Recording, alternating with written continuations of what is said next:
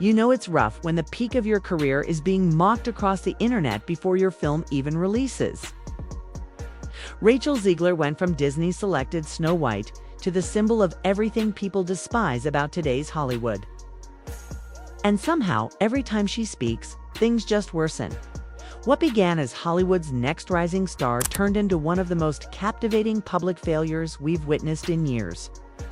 The thing is, nobody had to cancel Hirsch. She managed it all herself with a grin, a speech, and a dose of delusion. So how exactly did Rachel Zegler go from Spielberg's golden talent to Disney's greatest PR nightmare? Because Rachel Zegler's fall from grace wasn't just a misstep. It was a Hi, needed a job. I'm being so serious. full-blown career-ending plunge. Honestly, calling it satisfying or deserved isn't exactly the kindest thing to say.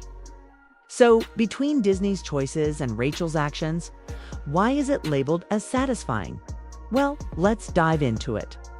Before the drama, before the memes, before the internet collectively declared, we're done with Rachel Zegler.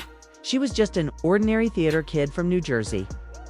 Born in 2001 with Colombian and Polish roots.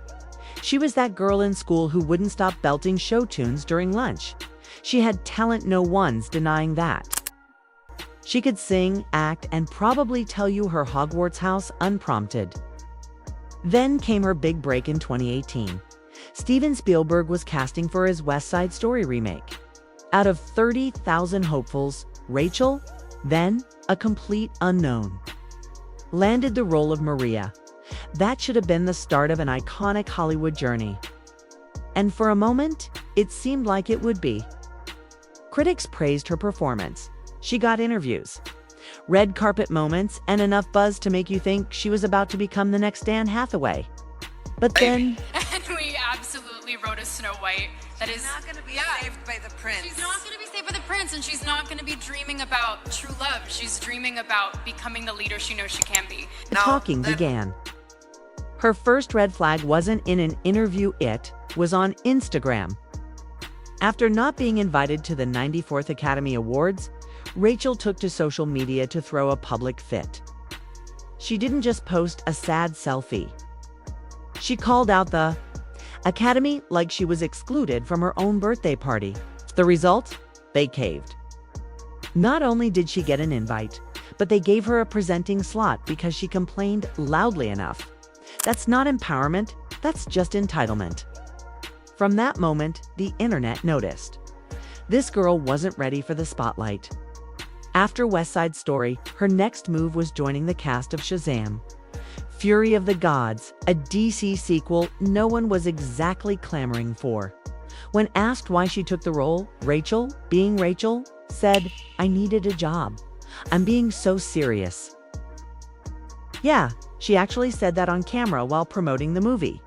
Like, you're not flipping burgers. This is a superhero film with a global release. Maybe she should have at least pretended she wanted to be there. The movie tanked at the box office.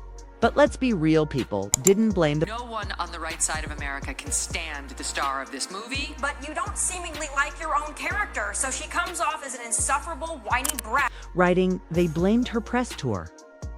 Now, here's where Rachel's downfall escalates.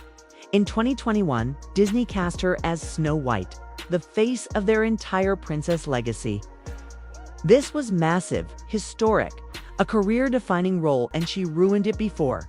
The first trailer even dropped. Instead of honoring the classic, Rachel went on a press tour bashing the original film, calling the prince a creep, saying Snow White would be a leader who doesn't need rescuing. "We absolutely wrote a Snow White that isn't going to be saved by the prince," she said. "She's not dreaming about true love. She's dreaming about becoming the leader she knows she can be." That might have worked if she hadn't said it with the tone of a clickbait writer and the arrogance of someone who just found feminism online, okay? She claimed the movie was for modern audiences. Translation: if you like the original, this isn't for you. This sparked internet outrage. No one on the sensible side of America could stand the star of this movie. She didn't even seem to like her own character, coming off as an insufferable, whiny brat. This time it wasn't just right-wing YouTube channels. Disney adults, parents, casual fans, even hardcore progressives were like, "What is this girl saying?" The interview became the infamous red carpet clip where she essentially dismisses the entire Snow White legacy. It wasn't just bad, it was career suicide with microphones. People weren't just annoyed. They The winged victory came to the Louvre in pieces, and people still line up to see her. And I can only hope that at every premiere and everything I do, people will wait in line to see. were furious. This wasn't a bold reboot. It was seen as disrespect, disguised as empowerment. And Rachel, she looked like she was enjoying every second of it. "Well, yes, I absolutely am," she said. Disney, however, wasn't enjoying it. They panicked, delayed the movie a full year, hired PR handlers, rewrote her interviews, and begged her to stop talking. But she didn't. At the height of the backlash, Rachel gave an interview comparing herself to the Winged Victory statue at the Louvre. The Winged Victory came to the Louvre in pieces, and people still line up to see her. "I can only hope that at every premiere and everything I do, people will wait in line to see." This was peak comedy, because I've never seen a clip backfire harder. No one lined up to watch her movie. The delusion was no longer subtle.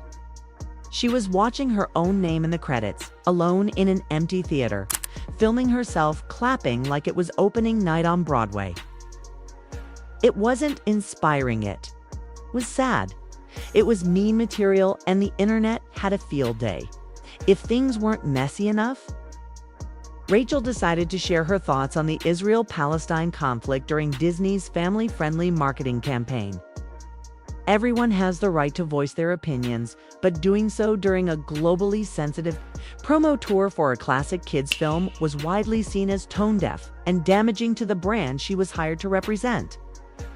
Disney wanted Snow White. Instead, it got a political lightning rod, resulting in an instant corporate meltdown. They assigned her a social media babysitter. Producer Mark Platt personally begged her to delete the post, but she refused. In Rachel's mind, a multi-million-dollar studio should bow to her personal politics. And once again, she made it worse. Or so we thought, because the worst was yet to come. When Snow White finally hit theaters in 2025, it was a complete disaster. Rotten Tomatoes scores in the 30s, IMDb tanked to 2 out of 10, and audience reviews shredded it. People weren't. If I'm going to stand there 18 hours in a dress of an iconic Disney princess, I deserve to be paid for every hour that it is streamed online. Just disappointed they were done. This wasn't just a box office flop.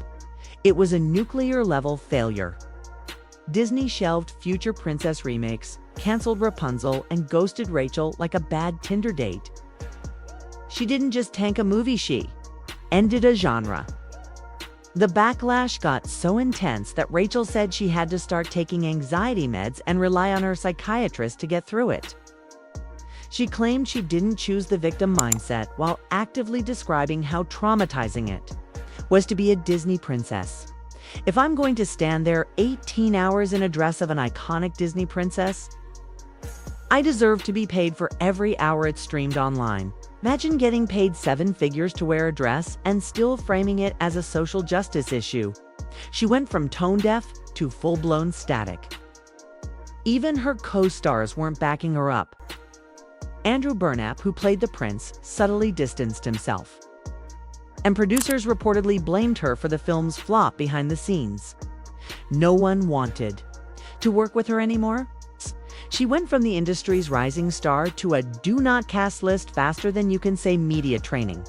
Her week gig was a theater production of Evita on the West End. A bad role, just not a Hollywood one. No studios, no blockbusters, just vibes and desperation. At the end of the day, Rachel Zegler didn't just sabotage her career-making moment, she turned it into a public demolition with front-row seats. She had talent, a Spielberg blessing, and a literal Disney crown. Yet she threw it all away trying to be a movement instead of an actress. This wasn't a tragedy or an accident hit, was a masterclass in how to turn pure opportunity into a career freefall. Let me know in the comments if you think Rachel Zegler is a misunderstood icon or just background noise in a movie nobody wants to rewatch. I'll see you in the next one. Peace.